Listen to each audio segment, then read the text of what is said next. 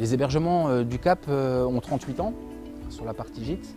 Aujourd'hui, le niveau de mécontentement des bénéficiaires était largement supérieur au niveau de satisfaction qui était attendu.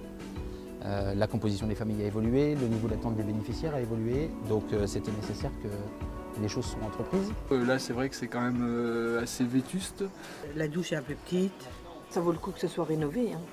On a ces 2 emplacements témoins là, qui ont été positionnés sur le Cap pour entamer donc, la restructuration des hébergements gîtes qu'on a sur le Cap d'Agde aujourd'hui.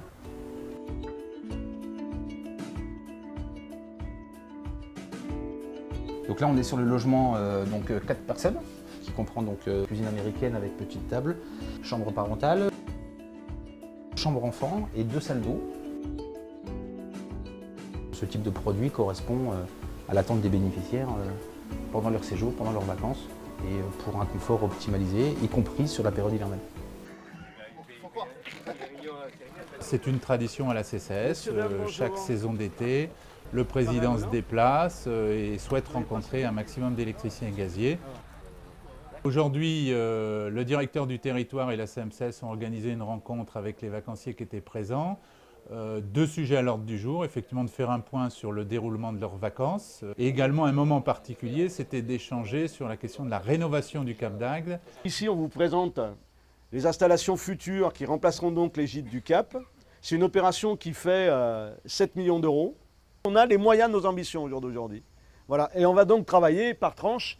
Et il y aura donc 10 gîtes de plus lorsque nous aurons fini l'opération. Moi, je voulais savoir sur le projet du Cap d'Agde en lui-même, quelle était la répartition en nombre de T4 et de T6. On s'était dit, on risque effectivement d'avoir de plus en plus de besoins en termes de T6, parce que voilà, avec les enfants d'un côté et les enfants de l'autre, ça risque d'être... en fait, c'est pas vraiment le cas, ça ne se vérifie pas dans les chiffres. Pourquoi le conseil d'administration de la CCAS ne mettrait pas en place le système qui existe d'ailleurs dans des institutions CCAS gérées par Touristra ou le système de la caution. Vous n'êtes pas le premier à nous le dire, ça monte de plus en plus, donc je pense qu'on est mûr pour regarder cette question de la caution. Mais c'est pour savoir quel est l'avenir, parce qu'ils avaient débuté une piscine. Aujourd'hui, on est rattrapé par les questions de modernisation. Mais la question qui va se poser à nous, c'est ça va être quoi les vacances dans les 10 ans qui viennent?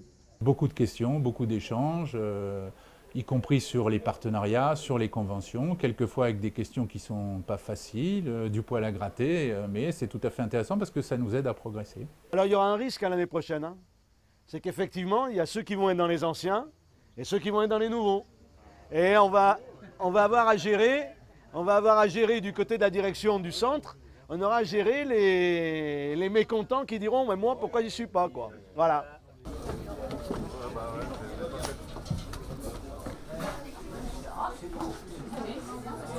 Ça va durer, c'est autre chose.